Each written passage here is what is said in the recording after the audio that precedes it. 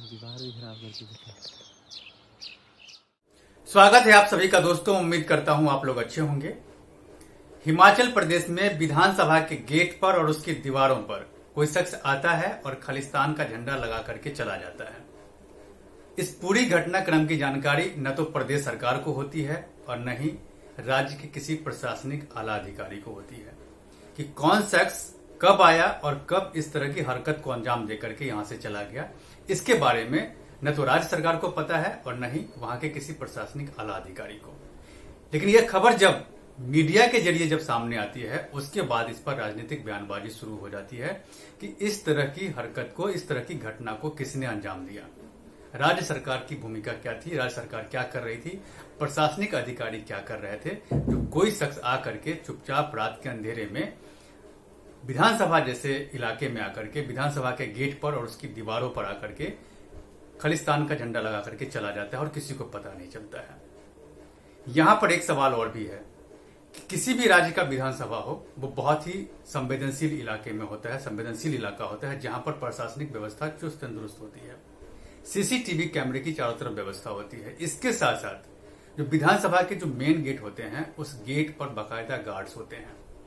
तब यह सवाल उठता है कि इतनी सारी व्यवस्था होने के बावजूद कौन शख्स आया और विधानसभा के मेन गेट पर और उसकी दीवारों पर खालिस्तान का झंडा लगा करके चला गया।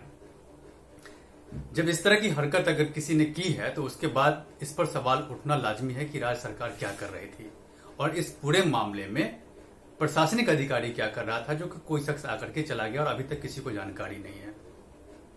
इस पूरे मामले को लेकर के राजनीति शुरू हो गई है और विपक्षी दल जितने भी हैं, चाहे वो कांग्रेस हो या फिर आम आदमी पार्टी हो, प्रदेश की सरकार पर सवाल उठा रही है कि प्रदेश की सरकार को इस बारे में कोई जानकारी नहीं है, इसीलिए कि प्रदेश की सरकार असफल है।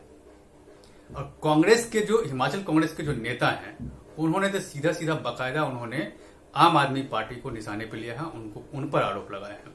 उन्होंने ये कहा है सोशल मीडिया के जरिए उन्होंने कि पंजाब में जब आतंकवाद चरम पर था तब भी हिमाचल प्रदेश में इस तरह की घटना को किसी ने कोई अंजाम नहीं दिया, लेकिन अब जब पंजाब में आम आदमी पार्टी की सरकार बन गई है उसके बाद इस तरह की हरकतें शुरू हो गई है और इसी का ये ताजा उदाहरण है जो बहुत ही दुर्भाग्यपूर्ण है। इस तरह की घटना नहीं होनी चाहिए, इस पर लगाम लगना चाहिए। ये बात उन्होंने सोशल मीडिया के जरिए कही है।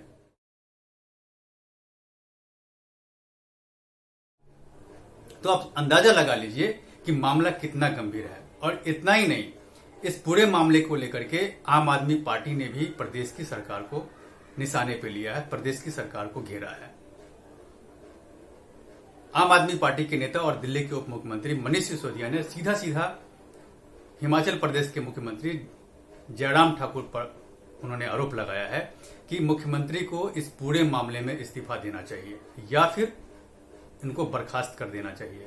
कि अगर किसी राज्य की जो मुखिया होते हैं उनसे जब विधानसभा का इलाका नहीं संभाल रहा है, जब राज्य की सरकार जब नहीं संभाल रही है तो वो आम जनता को क्या संभालेगी।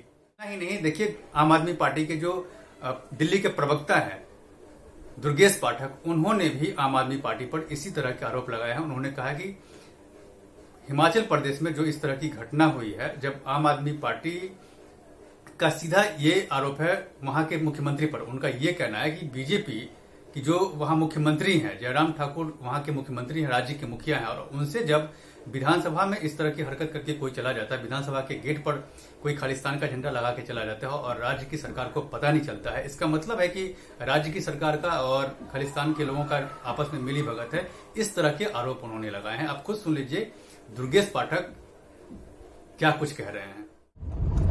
साथियों, आज हिमाचल प्रदेश के विधानसभा के ऊपर खालिस्तानियों ने अपने झंडे लगा दिए। कितने शर्म की बात है। भारतीय जनता पार्टी की सरकार विधानसभा को सुरक्षित करने में अक्षम है। वहां पे इतनी सुरक्षा होती है कि आप जा तक नहीं सकते और वहां के गेट तक खालिस्तानी अपना झंडा लगा के चले गए। इसका तो ये दो ही मतलब है, या तो बीजेपी खालिस्तानियों से मिली हुई है या तो उनकी सरकार जो है खालिस्तानियों को रोकने में अक्षम है।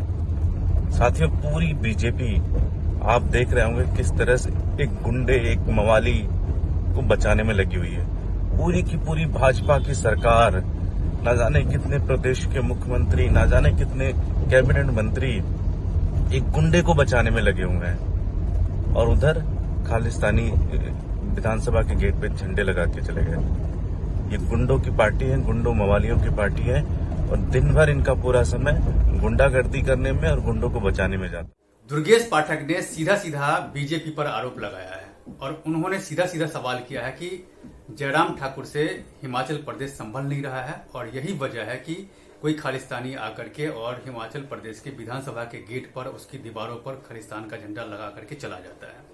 जबकि बीजेपी और कांग्रेस हमलावर है और उसका ये कहना है कि जब से पंजाब में विधानसभा का चुनाव हुआ है और पंजाब में आम आदमी पार्टी जीती है, तभी से खालिस्तानी एक्टिव हो गए हैं। और पटियाला इसका ताजा उदाहरण है। पटियाला में अभी खालिस्तानी लोगों ने आकर के झंडा फहराए थे और अभी हिमाचल प्रदेश के विधानसभा के गेट पर आकर के उन्होंने झंडा लगा करके चले गए। लेकिन यहां पर एक सवाल और भी उठता है जो बीजेपी से पूछा जाना चाहिए। बीजेपी की वहां पर सरकार है, जब बीजेपी की जो मुखिया है वहां पर, उनको यानी कि राज्य सरकार को खालिस्तानियों की तरफ से एक धमकी भरा खत आया था झंडा लगाने को लेकर के, तब राज्य सरकार क्या कर रही थी, वो एक्टिव क्यों नहीं थी और वो इस पूरे मामले में अब तक क्या कर रही थी। जब इनपुट उनको मिल चुका था कि इस तरह की घटना हो सकती है, तब राज्य सरकार को इस बारे में एक्टिव होना चाहिए।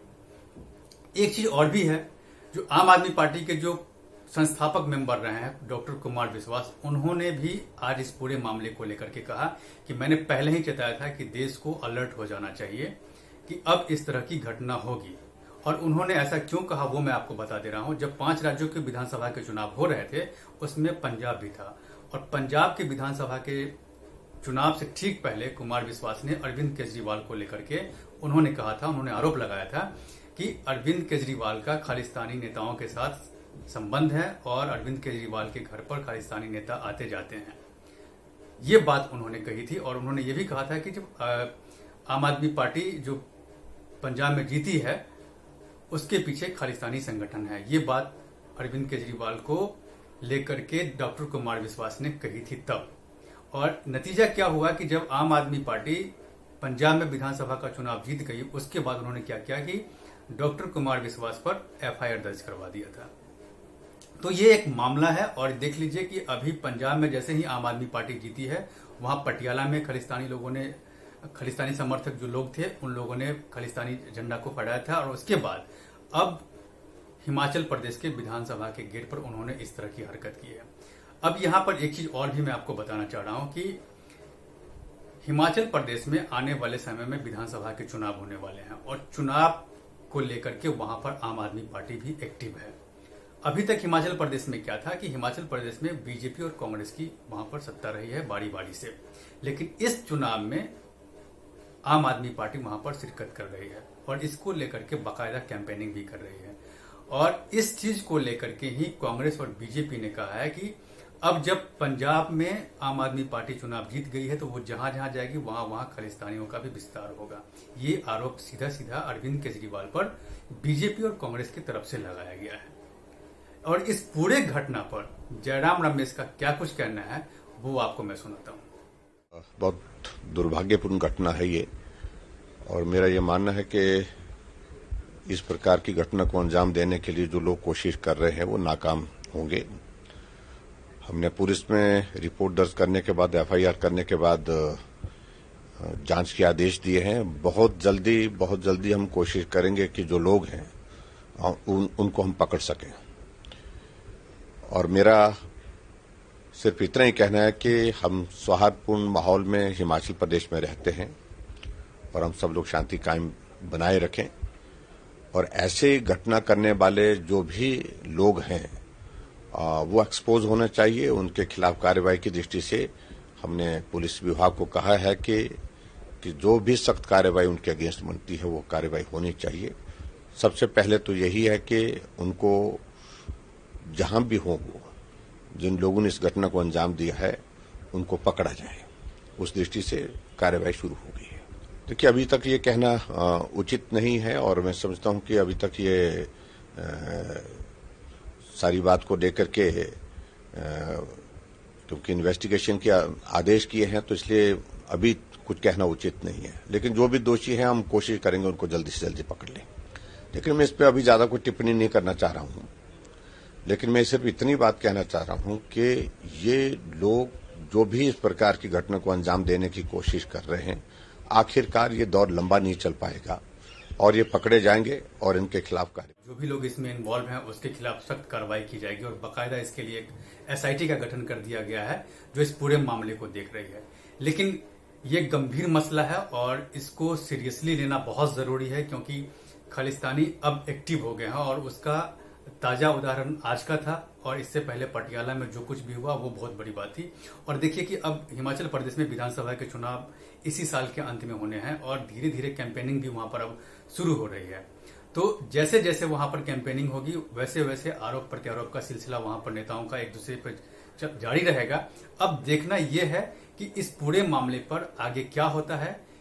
इस मामले में कोई संगठन जो है खालिस्तानी संगठन वो अपने आप को ये सामने ला करके कहती है कि उन्होंने इस तरह की हरकत को अंजाम दिया है, या फिर जो लगाने वाले हैं वो पकड़े जाते हैं, उस पर मेरी नजर बनी हुई है।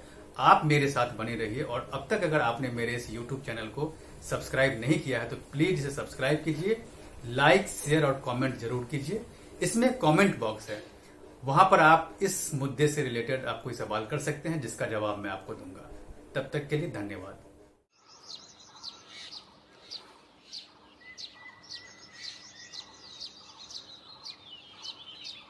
दीवार भी खराब कर दी।